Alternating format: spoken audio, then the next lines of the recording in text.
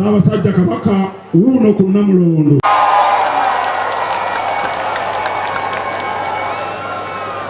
Kirabika temuwulidde, Ssaabasajja Kabaka wuuno ku Namulondo.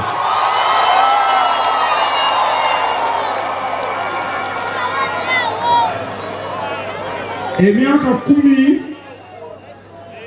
Kabaka ajja wano n'atusimbula n'abaako obubaka bw'atuwa. Kakati Ssaabasajja alina emyaka 68.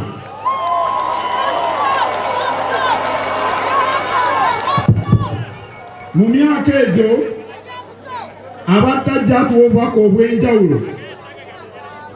Mwagala Buganda edde ku ntikko? Munaakola Kabaka by'abagamba? Munaasigala ku mulamwa? Mwebale nnyo okuba abawulize. Kaakati mu misinde gino mwasembayo okuwulira Kabaka ng'ayogera emyaka 4. Olwaleero asiimye okubalamusaako. Mukama wange Ssaabasajja Kabaka.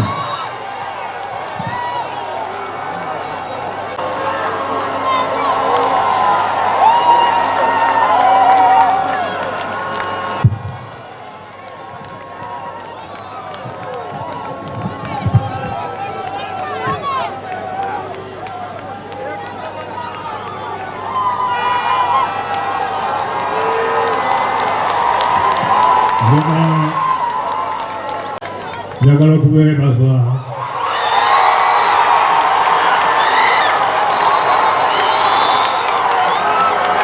olw'okufuna obudde okuggyako misinde gino.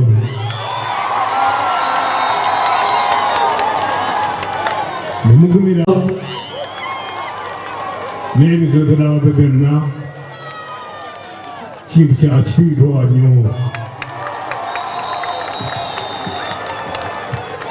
Olutalo lwa Siriimu lukulu nnyo.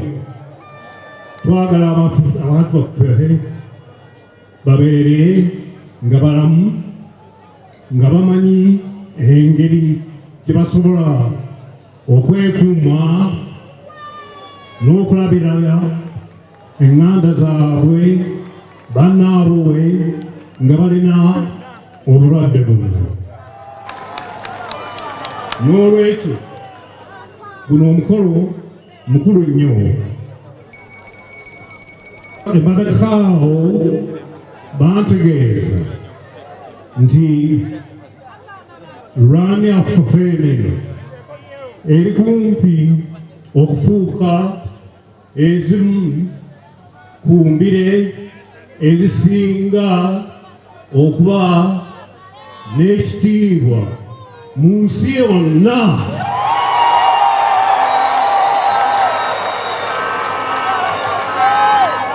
Nga kyekitegeeza nti tujja kuba nga tuli wamu n'embire ezibeerawo mu bibuga nga New York, nga London, nga Zurich n'ebifo ebirala ebinene mu nsi yonna. N'olwekyo mbasaba nti tugende mu maaso, tugende mu maaso nga tweyongera obungi, nga tukola ku nsonga ez'obulwadde obwa siriimu.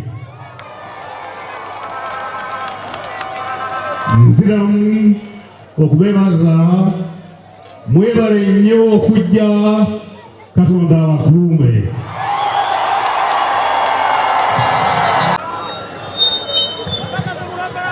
N'omukulu wa ambasada w'e Misiri, Egypt,